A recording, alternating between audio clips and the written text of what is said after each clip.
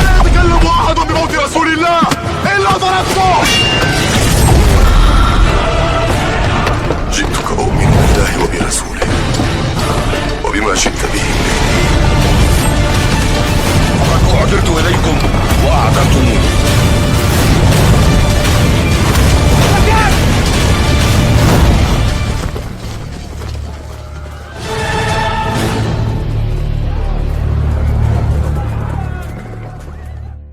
Bapak Ibu, perlu kami tegaskan kembali bahwa perkara ruh termasuk urusan gaib, dan atas segala perkara gaib, sikap orang beriman hanyalah menerima kabar yang benar yang bersumber dari Allah di dalam Al-Quran dan Rasulnya di dalam hadis yang sahih atau makbul.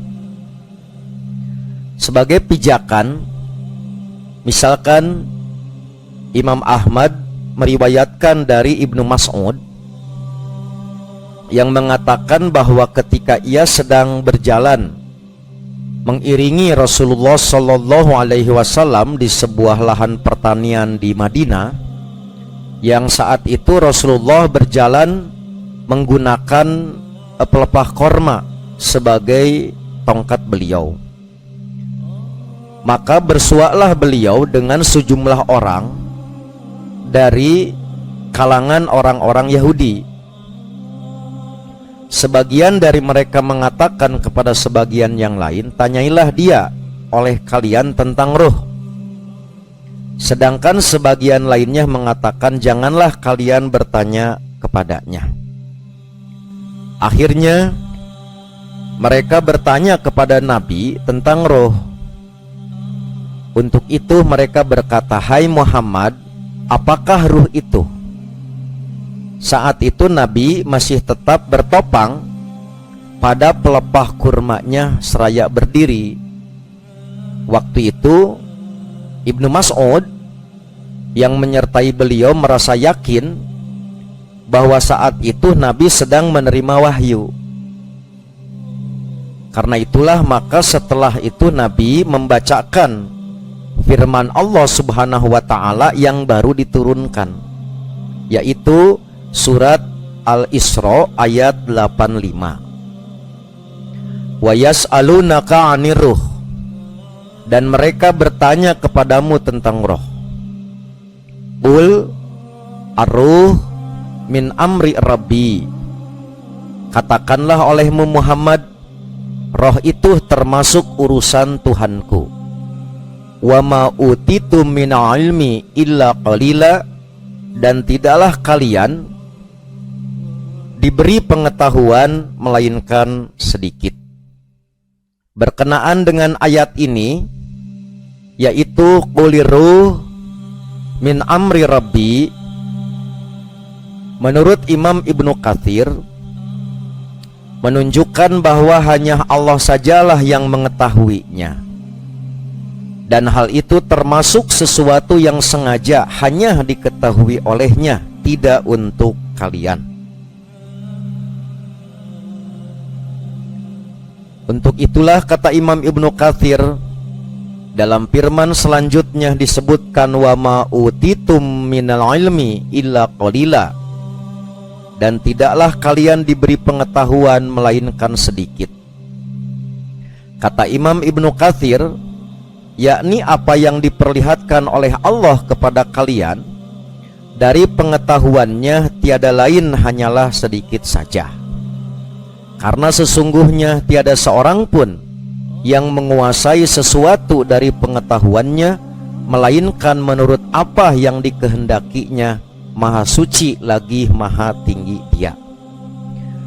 Maksudnya, sesungguhnya pengetahuan kalian amatlah sedikit bila dibandingkan dengan pengetahuan Allah. Dan apa yang kalian tanyakan tentang roh, hal ini merupakan suatu perkara yang sejatinya, hakikatnya hanya diketahui oleh Allah. Dia tidak memperlihatkannya kepada kalian, sebagaimana Dia tidak memperlihatkan kepada kalian dari sebagian pengetahuannya, melainkan hanya sedikit saja. Itulah jawaban yang pertama yang perlu untuk diketahui sebagai landasan kita ketika membicarakan perkara gaib, ruh di dalamnya. Kita wajib berpegang pada kabar yang benar, bersumber dari Al-Quran, juga dari sunnah yang makbulah atau hadis yang sahih. Kemudian jawaban yang kedua berkenaan dengan dalil. Ada sebagian kalangan yang berkeyakinan dan menyatakan bahwa ruh orang Islam gitu yang meninggal akan berputar-putar di sekitar rumahnya selama 1 bulan sejak meninggal, dan setelah itu berputar-putar di sekitar makamnya selama 1 tahun gitu. Jadi 1 bulan masih ada di sekitar rumah gitu. Nah, sementara 1 tahun itu sudah ada di makamnya gitu, berputar di sekitar makamnya. Nah, dari mana keyakinan ini? Keyakinan ini berdasarkan pada hadis yang populer di media sosial Bapak Ibu, yaitu dinisbatkan pada Abu Hurairah, yang juga nanti dalam riwayat lain dinisbatkan pada Abu Darda. Kurang lebih redaksi yang beredar yang dinisbatkan kepada Abu Hurairah. An Abi Hurairah radhiyallahu an, dari Abu Hurairah semoga Allah meridainya, an Rasulillah sallallahu alaihi wasallam, dari Rasulullah sallallahu alaihi wasallam, idza matal mu'minu hama ruhuhu haula darihi syahron. Apabila seorang mukmin meninggal dunia, maka arwahnya berkeliling-keliling di sekitar rumahnya selama 1 bulan gitu. Fayanzuru ila man khalafa min iyalihi kaifa yaksimu malahu wa kaifa yu'addi duyunahu. Maka ruh yang bersangkutan memperhatikan keluarga yang ditinggalkannya, bagaimana mereka membagi hartanya dan membayar hutangnya. Faida atamma syahron rudda ila hafratihi. Apabila telah sampai 1 bulan, maka arwahnya itu dikembalikan ke makamnya. Fayahumu haula qabrihi, maka ia berkeliling di seputar kuburannya selama 1 tahun. Wayanzuru man ya'tihi wa yad'u lahu wa yahzinu alaihi, sambil memperhatikan orang yang menziarahinya dan mendoakannya serta yang bersedih hati atasnya. Faida atamma sanatan, maka apabila telah 1 tahun, rufi'a ruhuhu ila haitsu yajtami'u fihil al arwah ila yaumi yunfakhu bisur, maka arwahnya dinaikkan di tempat di mana para arwah berkumpul menanti hari ditiupkannya sangkakala. Itulah Bapak Ibu yang menjadi landasan adanya keyakinan, dan itulah yang menjadi pertanyaan begitu, bahwa ruh itu bergentayangan 1 bulan di sekitar rumah, 1 tahun di kuburan gitu.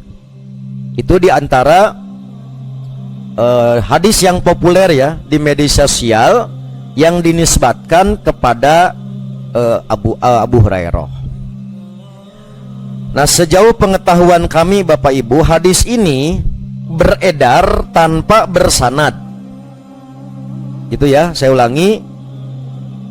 Hadis ini beredar tanpa bersanad Dan setelah ditelusuri dari berbagai rujukan yang kita sebut dengan masodirus sunnah, sumber-sumber hadis, baik al-marja al-awwal, sumber primer gitu Bu, maupun al-marja asani, sumber sekunder. Jadi langsung dengan kitabnya maupun dibantu dengan teknologi ya, digitalisasi kitab-kitab Islam, seperti misalkan program Maktabah Syamilah gitu. Kemudian juga nanti program Al-Jami, Al-Kabir, maupun yang dianggap yang terbaru yaitu Jami Khadimil Haramain li Sunnah Nabawiyah. Itu software ya, jadi aplikasi atau software. Kalau nanti ibu mau kursus, nah nanti kita akan adakan kursus belajar mencari hadis dengan cara cepat lewat teknologi digital gitu. Yaitu kalau ukuran 56 giga gitu kan, itu bisa ratusan ribu bahkan jutaan kitab. Itu apa namanya, kita coba jadi manual, kita lakukan, digital juga kita lakukan. Sampai tadi jelang acara ini tak bosan berulang-ulang kita cek kembali, barangkali terlewat gitu Bu. Nah, hasil dari penelitian itu gitu, kami tidak menemukan sumber hadis yang disebutkan dari Abu Hurairah itu gitu, sehingga dapat dinyatakan bahwa hadis ini tidak tercantum dalam satupun dari sumber-sumber hadis yang ada. Tapi sekali lagi, boleh jadi kami luput, boleh jadi ada rujukan yang terlewat. Oleh karena itu, bagi Bapak Ibu yang berkesempatan pernah menemukan, tolong nanti disampaikan ke Apahmi. Kalau ada 3 orang saja dapat gelas gitu. Jadi disayembarakan. Sayembara mencari hadis ini, riwayat siapa, di kitab apa, ada paling tidak sumbernya ya, dengan redaksi tadi dari Abu Hurairah. Nah, adapun yang kedua Bapak Ibu, kita temukan yang ada sumbernya tetapi menggunakan redaksi lain. Nah, redaksinya al-mayyitu idza mata diro bihi daruhu syahron, yakni biruhihi, seseorang apabila meninggal maka ruhnya dibawa berputar-putar di sekeliling rumahnya selama 1 bulan. Wa haula qabrihi sanatan, dan di sekeliling makamnya selama 1 tahun. Summa turfa'u ila sabab alladzi taltaqi fihi arwahul ahya wal amwat. Kemudian ruh itu dinaikkan ke suatu tempat di mana ruh orang hidup bertemu dengan arwah orang yang mati. Nah, jadi agak beda gitu redaksinya dan hasil penelusuran terhadap hadis ini Bapak Ibu. Yang pertama, matan ini dicantumkan oleh Imam Ad-Dailami, seorang ulama hadis yang wafat tahun 509 Hijriah, bertepatan dengan tahun 1115 Masehi, dalam kitabnya Firdaus fil Ma'thuri bil Khitab, Al-Firdaus fi Ma'thur al-Khitab, atau yang populer disebut dengan Musnad Ad-Dailami gitu. Nah, kami kutip di jilid 4 halaman 240 nomor hadis 6722. Nah, di situ disebutkan dari Abu Darda, tetapi beliau tidak menyebutkan sanadnya gitu. Jadi dicantumkan sahabat dari Nabi, tapi tidak ada silsilah jalur periwayatannya. Begitu. Nah, maka kita temukan juga matan ini dicatat oleh Imam As-Suyuti, seorang ahli hadis dan ahli tafsir yang wafat tahun 911 Hijriah, bertepatan dengan tahun 1505 Masehi, dalam 2 kitabnya. Kitab yang pertama yaitu berjudul Busyra Al-Kaib Biliqo Al-Habib, Itu di halaman 64, kurang lebih di layar saya cantumkan kutipannya dan keterangan beliau yang kurang lebih setelah melakukan penelitian, beliau juga menyatakan tidak menemukan sanadnya gitu. Kemudian di dalam kitabnya yang kedua, yaitu Syahrus Sudur Bisyar Hal Al-Mauta Wal Kubur, Syarhus Sudur Bisyarhi Halil Mauta Wal Kubur. Di situ juga ada penjelasan yang menguatkan hasil temuan kami, yaitu bahwa Imam Asyuti menemukan redaksi tadi, tetapi juga mengutip dari Imam Ad-Dailami. Dan beliau menyatakan bahwa Imam Ad-Dailami tidak menyebutkan sanadnya gitu. Jadi kalau kami ada yang terlewat mencoba membanding penelitian Bapak Ibu, paling tidak pakar hadis sekelas Imam Asyuti pun beliau tidak menemukan di tempat lain, hanya menemukannya dalam riwayat Imam Ad-Dailami, itu pun tanpa sanad gitu. Nah, berarti Bapak Ibu, berdasarkan penjelasan dari Imam Asyuti seperti yang juga kami lakukan ini, dapat dinyatakan bahwa matan ini pun gitu. Nu tadi mah ti Abu Hurairah, Bu. Oke, sekarang dari Abu Darda juga tidak terdapat dalam sumber-sumber hadis gitu. Paham Bapak Ibu? Halo. Nah, jadi tadi nu Abu Hurairah tuh sayembara kan. Nah, kalau tadi mah dapat gelas, nah sekarang mah dapat onta gitu. Dimana engke kalau menekan itu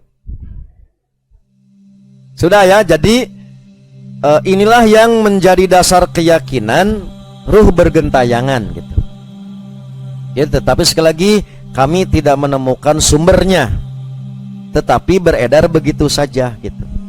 Jadi populer tapi tepugu sumbernya. Nah sekarang berkaitan dengan ruh itu akan berkunjung gitu, Bu. Nah, maka ada yang menyebutkan bahwa ruh orang beriman akan mengunjungi keluarganya, Bu, dengan berdiam pada pintu rumahnya dan memanggil mereka dengan memelas. Takade Bu unggal wengi tong ditulakan panto, tong dikunci Bu kade ya. Boro ibu hanas nyebutkan tadi keyakinan musyrik itu bid'ah gitu, pek teh aya hadisna. Si orang mah urang nu teu apal hadisna. Jadi bisikan nu ketrok tah Bu tah. Wih ti dia wenginya kade. Gitu Bu. Nya jaga ka ambu Bu kete jo meser gitu. Margi lapar wengi gitu Pak gitu. Ya siapkan memi eta midog gitu. Nah, maka inilah yang jadi dalilnya. Da abdi mah sedih Bu, asli maca hadis ieu teh Bu. Karunya gitu ternyata ruh saudara kita gitu, orang tua kita ini sampai memelas demikian Bu. Kade Bu, matakna tadi jadi keyakinan orang nyiapkeun sesajen Bu itu. Tinu ieu sebenarnya teh Bu. Dan suatu saat pasti datang lapar Bu gitu. Sumuan Bu dari ngaguahkeun ibu karunya ibu keur sare atuh peuting-peuting. Nya kan teu mungkin teh Bu masak nyarira Bu gitu. Jadi disiapkeun gitu Bu. Orang menyebutnya sesajen Bu gitu. Iya dalilna Bu. Mata dengan karesepna gitu kan. Kalau dulu mah dulu mah surutu gentos kuci samsu gitu Bu. Ini sekali lagi hadisnya ada gitu Bu. Kayak saya bacakan, ini sedih asli Bu maca hadis ieu, masya Allah ceng teh. Ternyata tiap malam teh betul-betul mendatangi kita gitu. Siapkan bantal Bu, kada bisa yongen kulem. Dah ya. Nah hadisnya kembali ini nih. Kalau ini tidak terlalu beredar di internet atau di medsos gitu. Oh, tidak semasif yang tadi hadisnya. Walaupun juga ada beredar, tetapi kalau di kitab-kitab yang bukan hadis memang cukup populer gitu. Di antaranya gini ya. Saya ambil satu kutipan redaksi hadis yang menunjukkan ruh berkunjung setiap malam pada keluarga.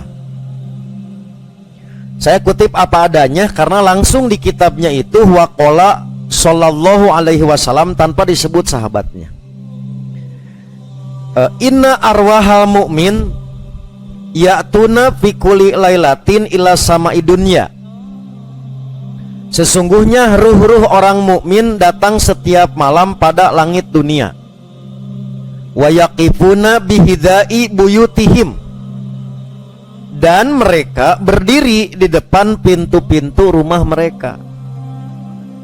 Wa yunadi kullu wahidin bisautin hazinin alfa marratin, masing-masing mereka memanggil dengan suara yang memelas sampai 1000 kali, Bu.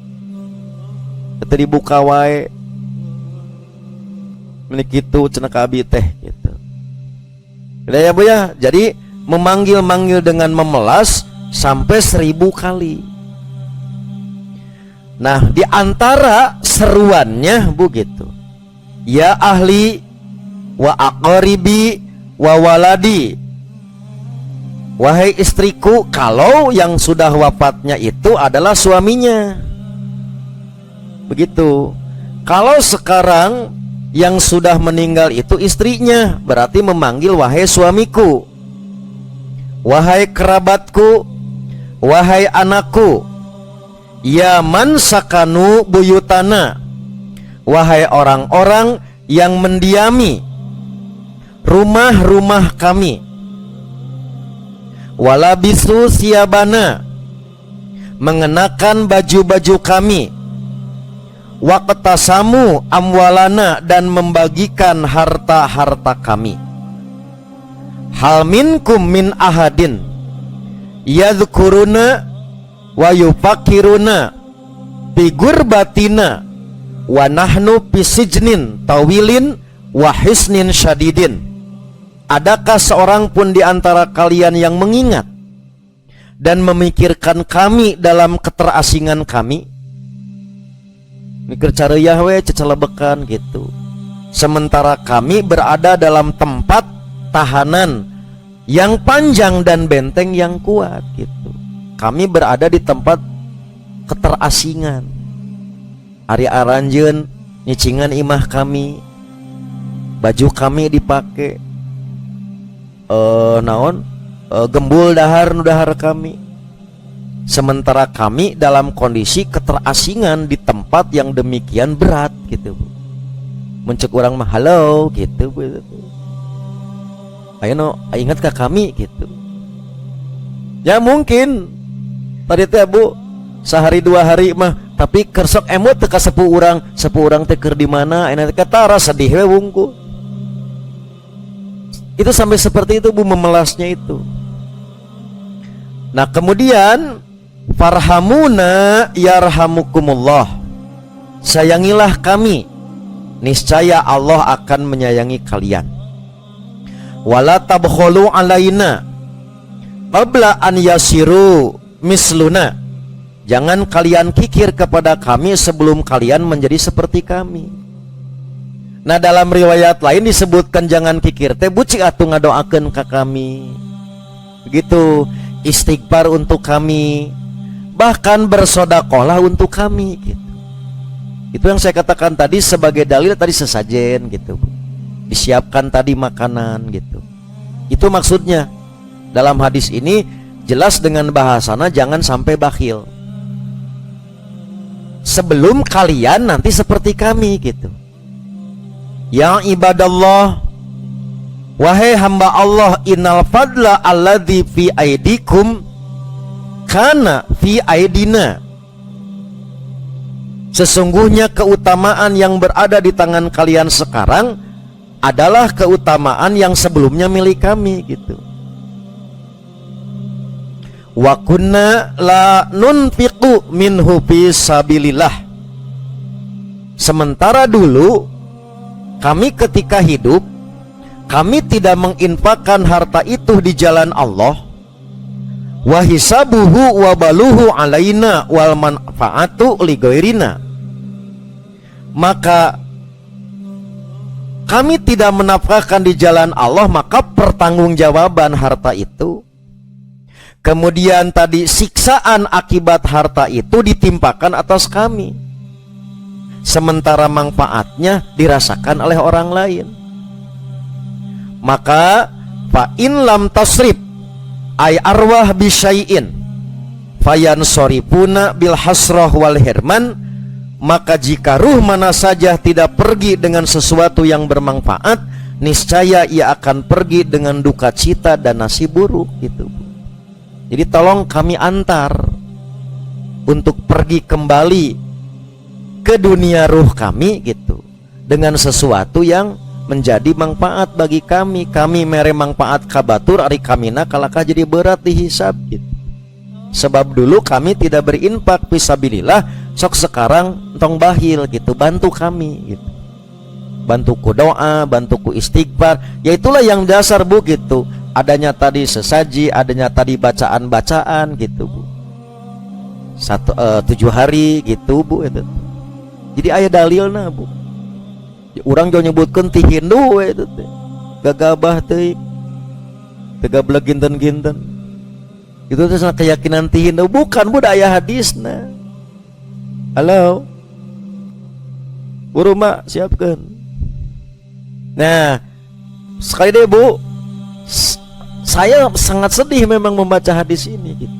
Jadi aduh kayak mood oge gitu, kepengaruhan oge Bu, sepuh urang, dulur urang tos marawat gitu. Kumaha ya cara urang hayang mantuanana gitu. Nah, ternyata ibu kembali hasil penelusuran hayong teh sohih teh bubuk gitu. Nah Bapak Ibu, berdasarkan hasil penelusuran dapat dikemukakan ini sama Bu gitu, bahwa tadi matan hadis yang dinisbatkan kepada Abu Hurairah, begitu juga ke Abu Darda yang menerangkan tentang gentayangan, kan tidak ada tuh. Sekali lagi ya, sampai kajian ini sejauh tadi pengetahuan kami, semaksimal ikhtiar kami menelusuri, kan tidak dia dapat sumbernya tuh. Nah begitu juga Bapak Ibu, hadis yang menerangkan tentang ruh akan berkunjung dengan memelas. Nah kami hanya menemukannya 2 sumbernya Bu. Pertama, hadis ini dikutip oleh Imam Al-Bujairimi, salah seorang ulama bermadhab Syafi'i. Di dalam kitabnya Hasyiah Imam Al-Bujairimi, Bujairimi ala Al-Khatib, di jilid kedua halaman 572, namun tidak disebutkan riwayat siapa, juga tidak disebutkan masodir sumbernya di mana, tapi aya gitu Pak. Nah itu satu tuh rujukannya yang kami temukan. Juga hadis senada dikutip pula oleh Syekh Abdul Hasan Al-Hakari, seorang ulama yang wafat tahun 486 Hijriyah, dalam kitabnya Hadiyatul Ahya ilal Amwat, hadiah orang yang hidup untuk orang yang wafat, di halaman 184 sampai 185 dengan perbedaan redaksi dan waktu berkunjung. Kalau tadi hadis di apa namanya itu yang Hasyiah Al-Bujairimi itu kula lailatin atau ya kula lailatin setiap malam Bu gitu. Nah kalau di kutipan yang Syekh Abdul Hasan Al-Hakari ini, di situ disebutkannya setiap Jumat gitu Bu, malam Jumat. Itulah mungkin yang disebut Jumat Kliwon. So kayak anjing ngebabaung apa, sorry itu bahasa Jerman, anjing ngebabaung gitu. Itu Bu tuh. Jadi tina dalil nu ieu menciptakan beraneka mitos, beraneka keyakinan Bu. Disambung-sambungkan dengan karuhun dengan tadi budaya atau kepercayaan lokal gitu, yang sering disebut Jumat Kliwon. Jadi kalau di dalam kitab ini mah setiap Jumat atau malam Jumat. Siapkannya ke malam Jumat tuh. Nah, jadi sekali lagi Bu, tanpa mengurangi hormat kita kepada ulama yang mengutip hadis ini, seperti yang saya sampaikan di awal, karena urusan ruh itu adalah perkara gaib, sementara keimanan kita terhadap perkara gaib harus berdasarkan sumber yang benar, khabar, hadis yang bisa dipertanggungjawabkan. Sementara ini ada hadis tapi tidak ada siapa yang meriwayatkan dan tidak ada sumbernya dari mana gitu. Sementara kalau melihat tadi waktu hidup beliau, anggap saja wafatnya misalkan 486 Hijriah gitu. Berarti kan ada gap tuh. Tadi Nabi wafat di tahun 11 Hijriah. Zaman sahabat, zaman tabi'in itu boleh dikatakan masa 300 tahun lah gitu Pak. Nah, berarti ini kan mendekati abad keempat atau abad kelima Hijriah. Berarti ada gapnya 400 tahun gitu. Kan mustahil gitu Bu. 400 tahun yang bersangkutan langsung kan Nabi kan mungkin. Tapi dari mana sumbernya sekali lagi juga tidak disebutkan. Ini keunikan Bu gitu. Nah, tapi saya tidak menyatakan ini penelitian final. Kalau ya, ini bukan penelitian final. Kalau nanti ada sumber, yang penting tadi riwayatnya riwayat siapa, sumber masodir sunnah, kitab hadisnya kitab apa gitu. Nah itu tolong dibantu Bapak Ibu. Sekali lagi, walaupun telah maksimal kami melakukan penelitian dari berbagai sumber, sampai hari ini anggap saja telah selesai sebelum kita kajian, tetapi tidak berarti menutup sekiranya ada sumber-sumber lain yang boleh jadi sekali lagi tak sempat kami baca atau terlewatkan. Nah, mudah-mudahan Senin depan Bapak Ibu, nanti bagi yang mendapatkan sekali lagi riwayat siapa, kitab hadisnya apa, itu tolong dibawa Bu ya. Nah, apa mi kade nitip ya Darpres ya. Siap ya Darpres. Jeung ambu orang kadi itu kemana ke Akso Acan kan ya, masuk nominasi kayak gitu, peserta untuk plus Akso gitu. Itu diantara catatan-catatan yang perlu kami sampaikan berkenaan dengan penelitian terhadap hadis yang beredar yang menjadi sebab lahirnya pertanyaan kepada kami tentang arwah bergentayangan dan berziarah kepada keluarga atau orang yang hidup. Oleh karena itulah Bapak Ibu, berdasarkan penelitian yang kami lakukan, analisa yang dapat kami coba, maka tidak berlebihan sekiranya kami berkesimpulan bahwa matan hadis tersebut, baik yang dinisbat kepada Abu Hurairah, kepada Abu Darda, atau yang sama sekali tidak dinisbatkan tapi ada keterangannya, ada teksnya, ada matannya yang menunjukkan ruh itu berkunjung, maka kesimpulannya bukanlah sabda Nabi, bukan juga fatwa sahabat, tidak pula bersumber dari tabi'in dan tabi'ut tabi'in sebagai khairul qurun, generasi terbaik. Dengan demikian, hadis-hadis yang demikian itu tidak dapat dijadikan landasan keyakinan bahwa arwah bergentayangan dan berkunjung pada keluarga setiap waktu atau setiap malam Jumat atau hari Jumat. Nah, mudah-mudahan Bapak Ibu dengan penjelasan ini, yang pertama dapat memenuhi harapan ikhwan yang bertanya, yang kedua menjadi ilmu bagi kita berkenaan dengan persoalan yang ditanyakan, dan juga semakin memperkuat keyakinan kita bahwa apa yang Allah firmankan, kuliruh min amri rabbi, betul-betul adalah rahasia Allah.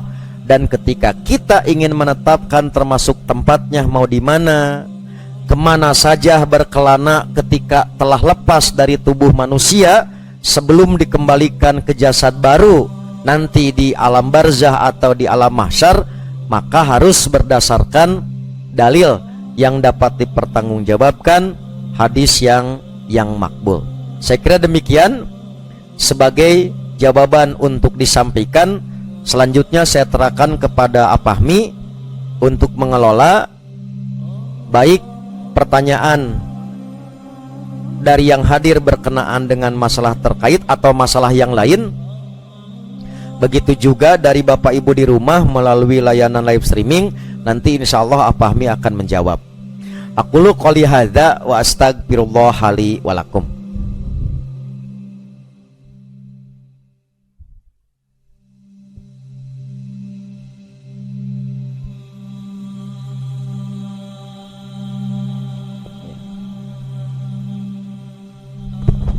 Ya, alhamdulillah kita sudah bersama Al Ustadz Amin. Untuk selanjutnya kita akan coba ulas beberapa pertanyaan yang sudah masuk. Yang pertama Ustadz dari Ihsan melalui YouTube. Ustadz, saya belum paham mengenai debu untuk tayamum. Jika keadaannya susah mendapatkan tembok atau bagian yang menempel di bumi, bolehkah yang terdapat pada pakaian, kasur, atau benda yang berdebu lainnya walau debu tersebut tidak terlihat dan terasa? Ya. Jadi yang pertama yang harus dipahami Bapak Ibu,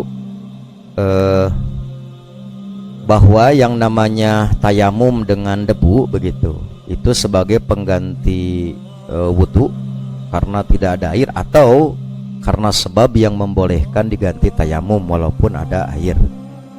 Lihat Bapak Ibu, dalilnya itu dalam surat An-Nisa 43 dan Al-Maidah ayat 6 tidak menerangkan debunya nempel di mana. Kan gitu. Falam tajidu ma'a fatayamamu so'idang tayyiba. Maka bertayamumlah dengan debu di tanah data ya tanah nama. Gitu. Jadi yang jadi pokok bukan tanah atau debu itu ada di mana, tapi yang penting so'idan tayyiba, debu yang tidak bernajis atau tidak bercampur dengan najis. Berarti satu tadi, mau di tanah, mau di tembok, mau dalam benda apapun, yang penting di situ diyakini ada debu. Sederhana kan caranya, dicabak, weh gitu Bu. Nah berarti debu yang menempel di kain so'idan tayyiba. Yang menempel tadi di kasur sekiranya temboknya tidak ada tembokan. Ay kasur boga ya tembok tanya gitu. Nah, ya sekiranya kan. Jadi seperti kita di kendaraan. Kan taya tembok, menyebut saya tembokan gitu. Pasti kan ke dinding bis atau ke jok. Ya di depannya pasti eta mah jok mah kotor. Dari bersihan tadi naon tadi vacuum cleaner gitu kan. Nah itulah jadi boleh, tetapi diusahakan yang dapat diduga di situ ada debu gitu. Nah catatan kedua, fatayamamu so'idan tayyiba itulah ta'abudi, bukan berarti debunya harus ada diusap. Kelewak gitu kadieukeun bante gitu. Karena ternyata prakteknya juga setelah tadi ditempel keprukan lagi kan. Itulah yang dimaksud dengan ta'abudi, bukan berarti debunya harus diusapkan ke wajah dan tangan seperti diusapkannya air, dibasuhkannya air. Itulah yang dimaksud dengan fatayamamu so'idan tayyiba. Tidak ada syarat harus di tanah atau di benda-benda yang punya hubungan dengan tanah gitu. Itu intinya. Begitu untuk Ihsan. Kemudian selanjutnya masih dari beliau ya. Pak Ustadz, mengapa jika seorang ulama menulis hadis tetapi tidak ditulis sanadnya? Ya, kan tergantung posisi ulama dan jenis kitabnya. Kalau yang disebut dengan masadirus sunnah, jadi sumber primer hadis, sumber awal itu pasti dengan sanad. karena dia posisinya bukan pengutip, tetapi dia periwayat, istilahnya bisa muhadits, bisa musnid, bisa mukhorij. Artinya antara dia dengan Nabi itu punya sanadnya, pasti ditulis. Tapi ketika dikutip misalkan oleh Al-Hafidz Ibnu Hajar di Bulughul Maram, berarti sudah sumber sekunder, bukan sumber primer.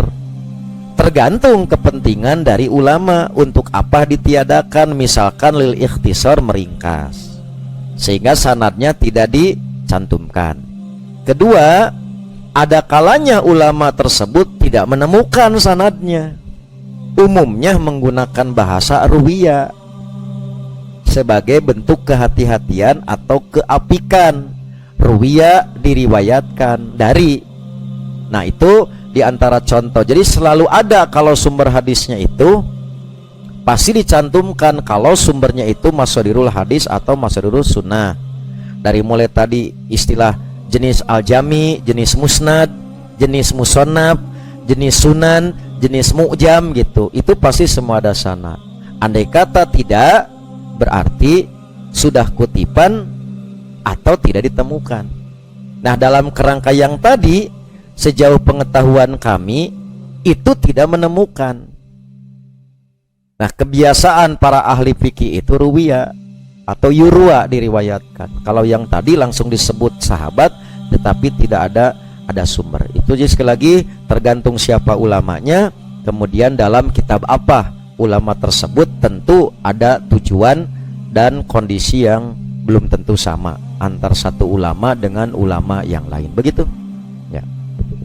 Selanjutnya ini dari Yuni, masih di YouTube Ya. Ustadz, apa benar kita diharamkan meminta daging kurban karena terdapat banyak hadis yang secara umum melarang untuk minta-minta? meminta-minta? Bukan karena ada hadisnya ngeriweuhkeun panitia.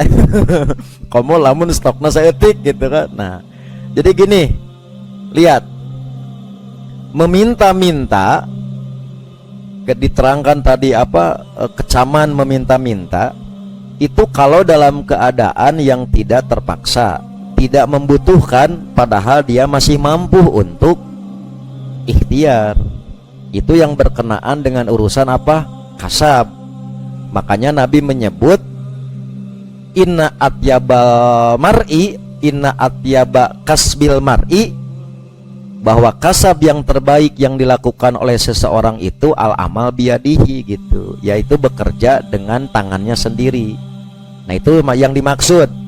Sementara untuk kurban, justru Quran mengisyaratkan agar kurbani paham, agar panitia paham bahwa karakter mustahik kurban itu ada yang pertama al-qoni, hai tapi RR, namina al-qoni, jadi sapa merean.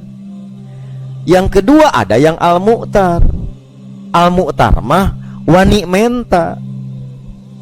Gitu. Saya ulangi ya. Jadi untuk mustahik kurban, Quran sudah mengingatkan karakter mustahik itu supaya dimaklumi oleh kurbani juga oleh panitia, yaitu wa'at'imu al-qoni, berilah al-qoni. Al-qoni itu hai tapi RR, dia mau tapi malu. Contoh, ibu wios ku abdi di pasihana ngan saganting, wios Ustad ngantong sekali-kali deh, ya Allahu Akbar gitu kan. Awas ya Ustad. Jadi asa kumaha ini pasihanana nampi. Tapi yang kedua al-mu'tar, yaitu berani minta, bahkan boleh jadi loba protes padahal teu kurban gitu. Terjadi panitia gitu, riweuhkan panitia. Nah itu maksudnya, itulah karakter. Oleh karena itu, bolehkah meminta? Nya boleh, tapi dibere jeung teu dibere gumantung kurbani gitu. Halal minta tapi tidak wajib diberi. Saya ulangi, boleh minta tapi tidak wajib diberi, atau diberi tergantung keadaan kurbani atau panitia. Contoh, minta 3 ganting kumaha di pasihana 5. Nah itulah yang Nabi lakukan pada saat Nabi kurbannya sampai 10 bahkan 60 unta, Pak. Oke, ada yang menyebut 90, Nabi 60, masjid sendiri 30 ku Ali. Berarti kan lebih tuh stok. Maka justru tidinya mah perebut sok nu hayang bebas gitu. Nah, nu tadi kan aya nu nyadak sakedik gitu sahabat teh. Anu bari luak liuk sub gitu kan gitu.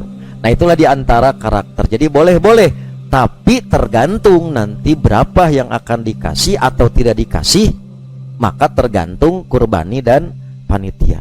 Oke, halal minta, tidak wajib menerima gitu kan. Itu begitu. Kemudian dari Tadi firman etana surat Al-Hajj ayat 36 ya. Al-Hajj ayat 3. Dalilnya gitu. Oh ya, Al-Hajj ayat 36. Ya. Selanjutnya ini dari Syam Al-Fat dan juga mungkin menjawab pertanyaan dari Ibu Afiyah tadi. Apa benar Pak Ustadz malaikat maut menatap wajah orang yang masih hidup 70 kali sehari? Can ngalaman badai mautna abdi sih Bu. Itu. Lamun tacan 70 berarti jauh keneh ka maut itu teh. Ini juga sama beredar ya di medsos ya hadis ini. Oke. Saya bandingkan nanti kan umumnya gitu yang beredar itu yang dinisbatkan kepada Ibnu Abbas. Tetapi juga di situ tidak disebutkan riwayat siapa. Nah, yang jelas saya temukan dengan menggunakan redaksi, mudah-mudahan ini mewakili pertanyaan. Redaksinya gini, innal malakal maut layan turu bi wujuhil ibad kulla yaumin sab'ina nadratan. Sesungguhnya malakal maut benar-benar melihat pada wajah-wajah para hamba setiap hari 70 kali. Ada lanjutan. Jadi jangan berhenti di 70-nya. Tapi ada targib setelah itu, fa idza dohikal abdu ba'atha ilaihi yaqulu. Ketika si hamba itu tertawa, justru malakal maut mengatakan, cek urang mah teu gablek kinten-kinten. Sidik maut di depan mata kalah kaseserian gitu. Jadi maksudnya kesempatan untuk mati itu membayangi setiap waktu. Itu intinya, bukan 70 kalinya, tapi menunjukkan malaikat itu mengintai setiap waktu. Sehingga hamba masih sempat tertawa padahal maut di depan mata. Itu maksudnya. Paham? Jadi intinya bukan 70 kali. 70 kali justru menunjukkan seringnya mengintai hamba untuk mencabut nyawa. Maka hamba sempat-sempatnya bisa tertawa padahal saya ada di depan Anda. Lamun apal gitu. Justru karena teh apal teh abah gitu teh. Nah, andai kata hadis ini mau jadi pakai nasihat, maksudnya supaya jangan lalai, jangan lupa kematian selalu mengintai kita dimanapun dan kapanpun kita berada. Boleh tak itu nasihatna intina. Tapi yang pasti hadis ini termasuk hadis yang dikelompokkan sebagai hadis paslu, hadis maudhu begitu, hadis palsu. Misalkan dimasukkan dalam ensiklopedia hadis-hadis palsu yang berjudul Tanjihus Syariah Al-Marfu'ah an Akhbar As-Sani'ah Al-Maudhu'ah karya Imam Ali bin Muhammad Al-Kinani. Itu di jilid 2 halaman 375. Beliau mengkategorikan hadis ini sebagai hadis palsu. Begitu. Ya. Pertanyaan ke 5.000. Ya. Selanjutnya dari Rizal Handika. Bismillah Ustaz, mau bertanya, kalau seorang musafir kemudian beliau menetap beberapa hari di tempat itu, bolehkah menjamak atau mengqashar salatnya? Ya, jadi yang namanya menetap itu selama dia tidak pindah domisili. Saya ulangi ya. Selama dia tidak pindah domisili dari musafir ke mukim. Jadi yang disebut dengan tadi menetap itu artinya dia tidak sapar lagi. Kalau dia tidak sapar lagi, pindah domisili misalkan, berarti yang bersangkutan sudah bukan lagi musafir, berarti tidak mendapatkan fasilitas jamak qashar dan tayamum. Tapi sekiranya menetap itu tidak menyebabkan terjadinya kepindahan status, maka berapa lama pun dia berada di tempat sapar mukimnya, maka tetap bisa melakukan jamak qashar. Contoh, Nabi ketika safar ada yang 9 hari seperti di Tabuk, ada yang dalam perjalanan ibadah haji itu sampai 25 hari dengan perjalanannya. Ibnu Umar di Azerbaijan itu mutasi tugas sampai 6 bulan. Bahkan Anas bin Malik di Naisabur Irak sampai 2 tahun jamak qashar. Gitu. Jadi selama tidak pindah domisili, tidak berubah status, selama jadi musafir dia boleh untuk jamak qashar dan tayamum. Dalilnya yang tadi. Begitu apa Mi? Selanjutnya Pertanyaan ke 8.000. 8.000 Ustaz, Ya. dari Pak Cahya Supriyatna di Dayakolot. Pertanyaannya Ustaz, apakah Dewan Hizbah sudah mengeluarkan fatwa hukum kredit motor secara tinjauan syariat? Ya, kalau kredit motor terlalu sempit, kalau Dewan Hizbah sidang hanya sekedar ngebahas motor gitu kan. Maka Dewan Hizbah itu membahasnya itu multi produk. Saya ulangi, Dewan Hizbah sudah bersidang beberapa kali berkenaan dengan akad kredit, bukan hanya untuk motor, rumah, Mas Ruslan mah kapal pelayaran gitu kan, gitu masnya gitu. Nah, jadi yang perlu saya pahami, jangan perhatikan siapa yang berpendapat, tapi apa yang menjadi argumen. Saya ulangi, Kang Cahya khususnya, tak perlu dilihat siapa yang berpendapat, tetapi apa yang menjadi argumennya.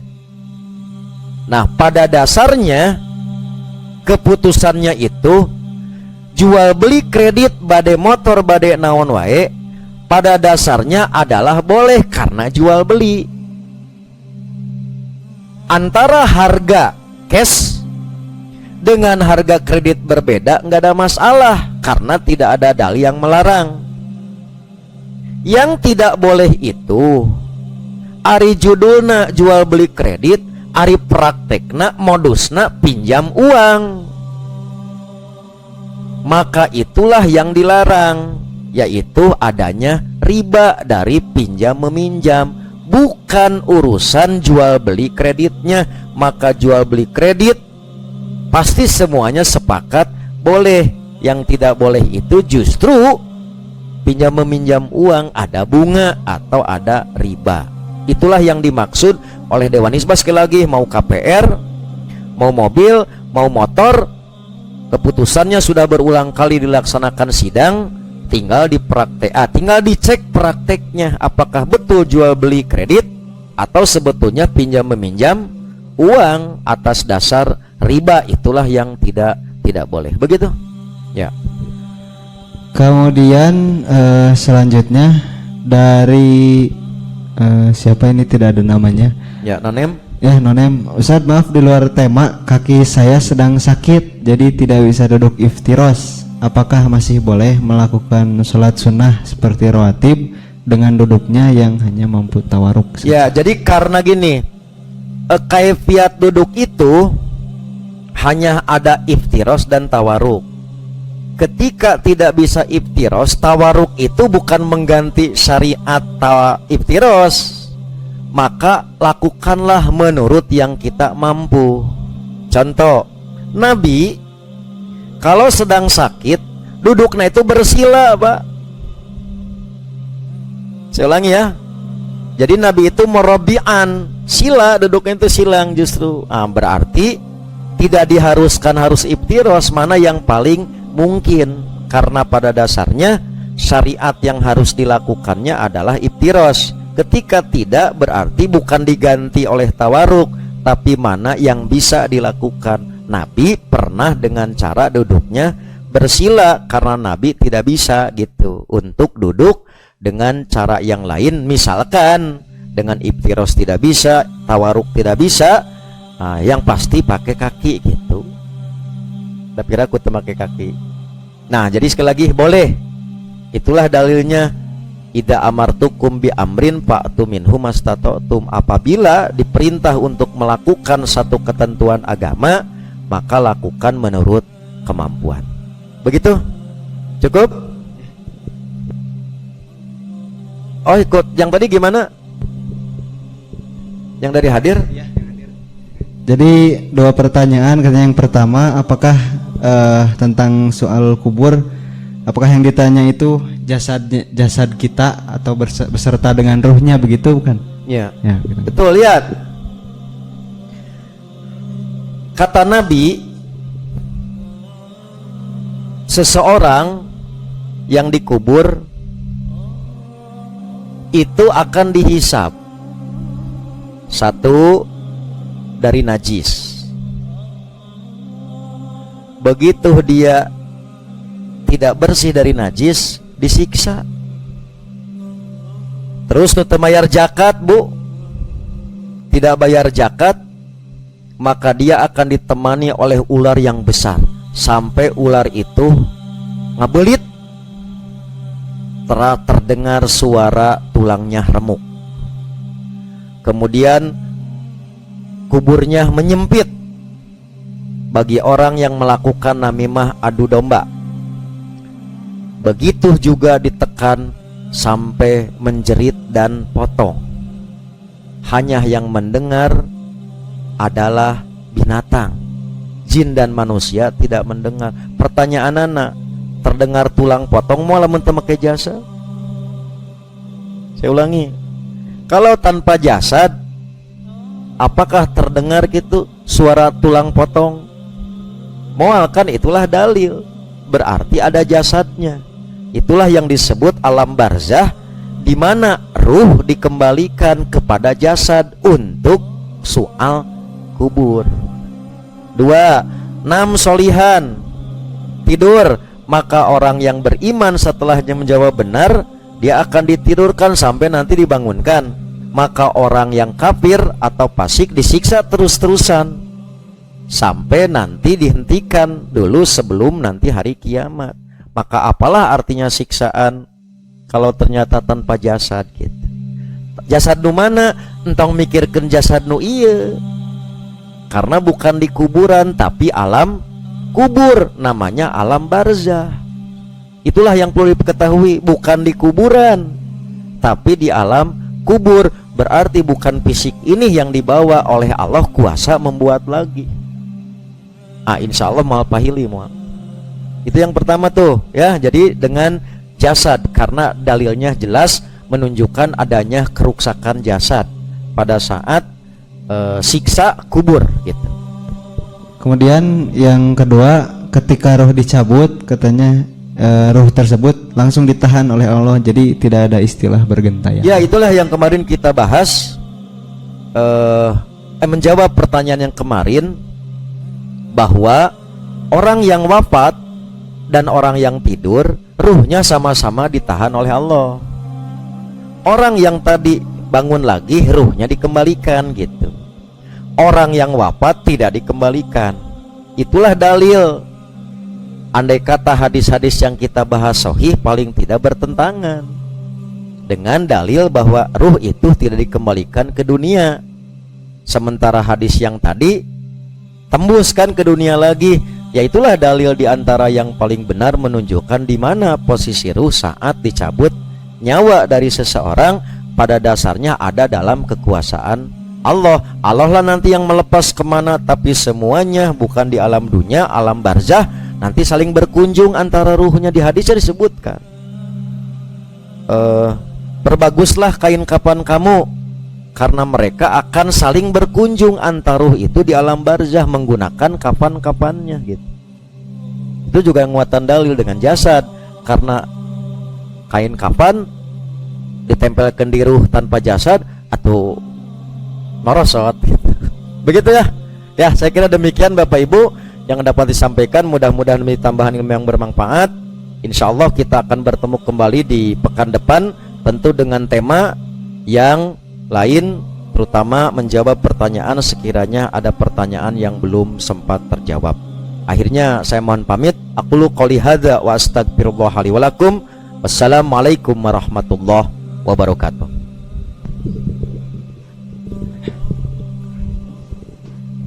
Terima kasih kami haturkan kepada Al Ustadz Amin teriring doa jazakumullah khairan katsira.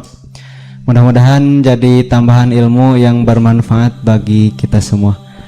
Sebelum ditutup, sekali lagi kami ingatkan bagi batu iman yang ingin hadir dalam kajian subuh di pesantren Ibnu Hajar besok pukul 5.30 sampai dengan selesai bersama Al Ustadz dengan tema berkurban segenap jiwa dan raga. Dan insyaallah nanti malamnya pukul 20 di Musala At-Tahariyah dengan tema kupas tuntas seputar kurban.